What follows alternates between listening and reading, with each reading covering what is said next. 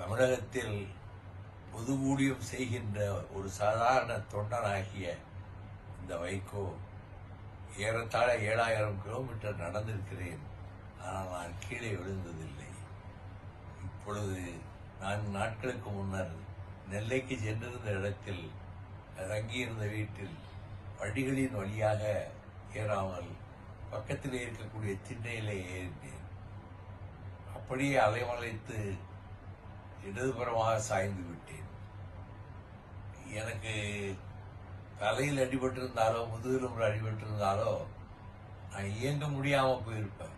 இப்ப என்னன்னா இடது தோள்பட்டையினுடைய அந்த கிண்ணம் முடிந்திருக்கிறது. இந்த நாட்டில் மேலும் தமிழ்நாட்டுக்கு செய்ய வேண்டிய சேவைகளை செய்வதற்கு காத்துக் கொண்டிருக்கிற வைகோ முழு நலத்தோடு பரிபூர்ண ஆரோக்கியத்தோடு வருவேன் என்பதையும்